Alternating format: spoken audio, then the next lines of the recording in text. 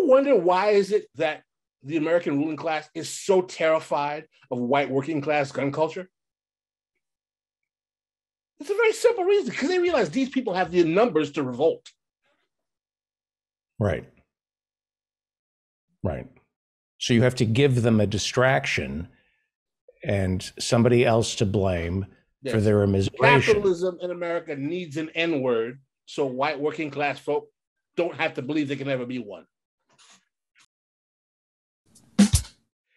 The American philanthropic institutions, or the foundation world, has been socially engineering Black America literally since emancipation.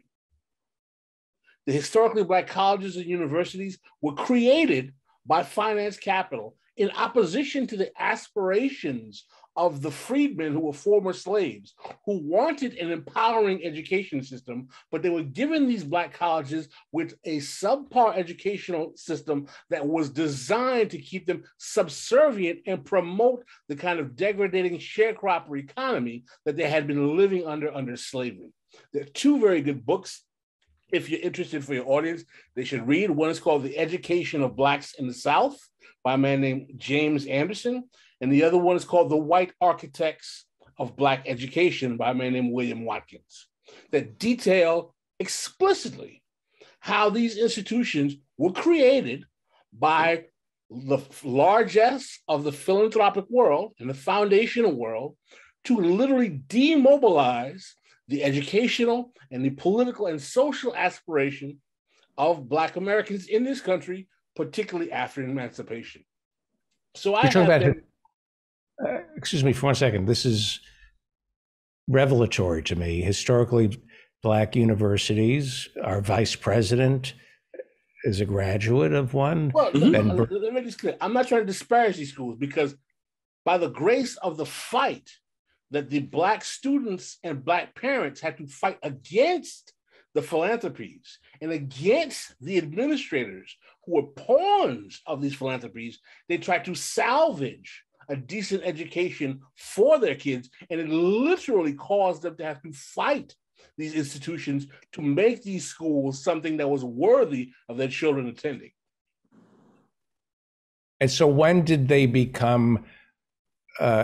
stop becoming an experiment in social conditioning and a source of it? When these schools were founded in the 1860s, the major changes to make them more educationally edifying institutions didn't start till the 1920s and 30s. Interesting. The rise of the Communist Party was a counter hegemon to what was going on with the philanthropic world in Black America. David, I would like, if you will indulge me, Jason, whatever you so triggered me with this. I had bought a book about one of my favorite African-American sociologists. His name is E. Franklin Frazier. He wrote a book that, if you haven't read, I suggest your audience read. It's called Black Bourgeoisie.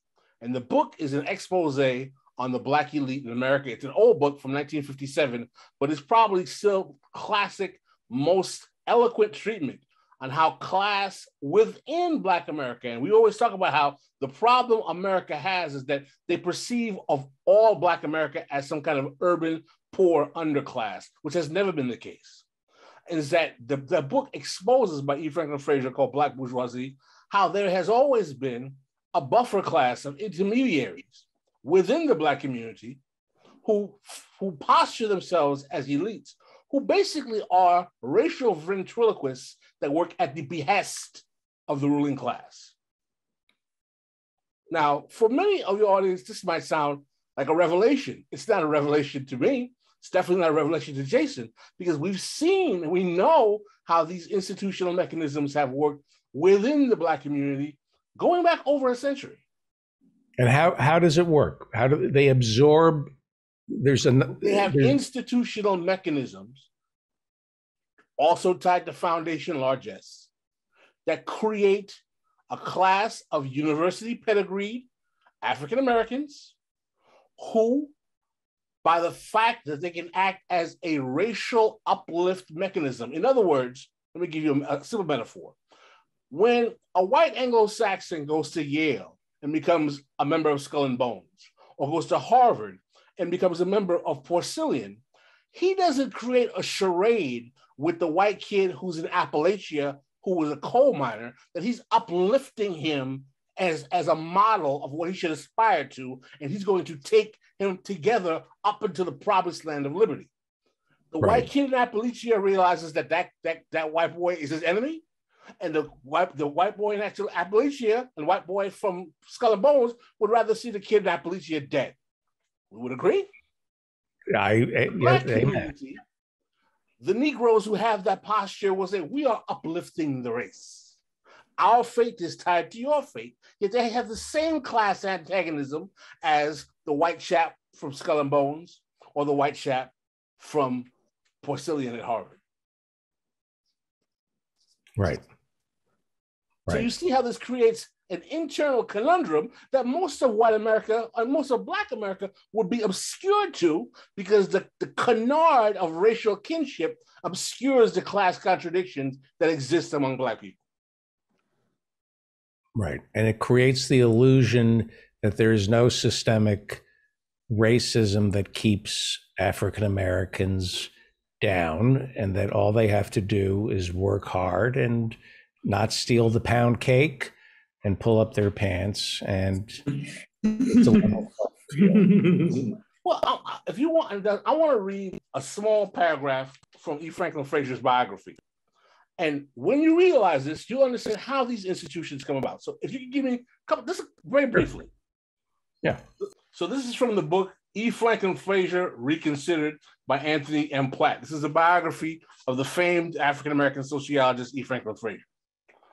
The recruitment of prospective Afro-American intellectuals into higher education was achieved, but not motivated by corporate philanthropy. Far-sighted foundations such as the Rockefeller Foundation, the Rosenwald Fund, and the Russell Sage Foundation began to provide scholarships for Black graduate students to finance research on African-American communities. This is a quote. "It seems that ever since the Negro has been free," noted E. Franklin Frazier in his typically sardonic manner, "some foundation has watched over his destiny. Right after emancipation, the Peabody Fund was giving him wrong advice. Then later on, the Rosenwald Fund corrupted his leaders." Let me go further.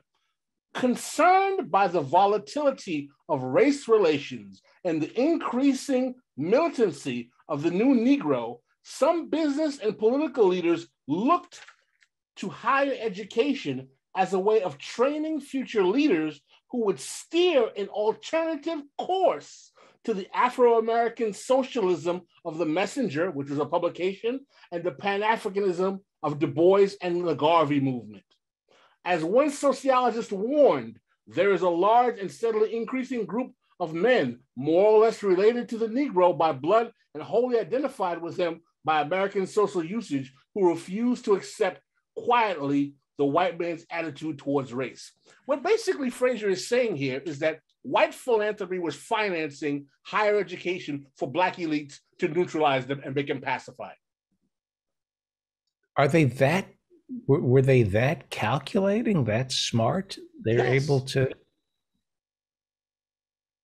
wow.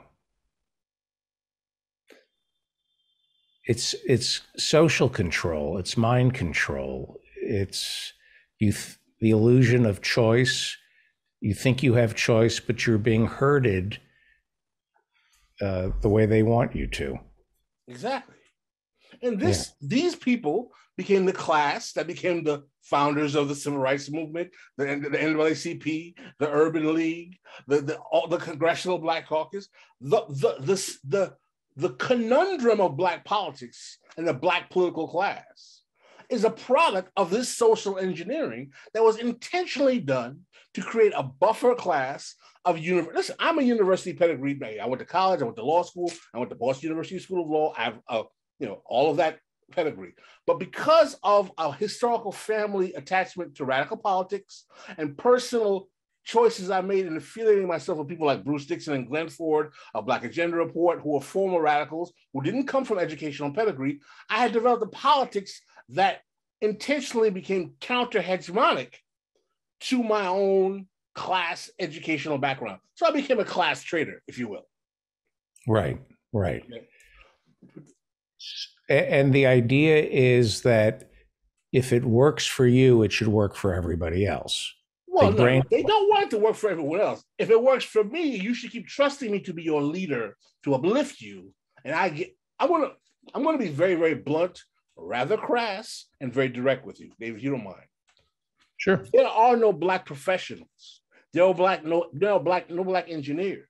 There is no Kamala Harris. There is no Ketanji Brown Jackson. There are no Black businesses. There are no Black capitalists. There are no Black upper middle class without the ability to leverage the misery and suffering of poor and working class Black people, because that is the linchpin to getting the ruling class to make the policy concessions necessary to make a Black middle class. Right. Is it just Muhammad Ali who was able to do it completely his way because it was? Muhammad Ali was a boxer. I mean, it was a. I know. I mean, can you? So, all right, yeah. Are there any examples of African Americans who break through on their own terms without? No, I mean, I'm not saying these people don't earn. Listen, obviously they went to school. They did all the things that they did. But what I'm saying is that I'm not saying these people don't deserve what they have achieved on the merits of their work. What I'm saying is that capitalism in America is racialized. And the reason why all African Americans aren't an underclass like most people think is because America needs a class of Blacks to engage in social control of the majority of Black America. To what end? To control? Yes. Maintaining the requirement that you have to have what? Surplus redundant labor that is racialized. I.e., when white America is 60% of the population, do you think they didn't want to know that they make up 45 to 50 or 60% of the welfare recipients? Of course not. Only Black people get welfare. Did you know that? Right. If they did know that, they would rebel. Right. Let's repeat that again about the welfare. Who the real welfare queens are. No, I said that if white people realize that they actually make up 50 or 60% of the welfare recipients, and they didn't think that all Black people are on welfare and it's just them, like everyone believes, then what would happen? They would rebel.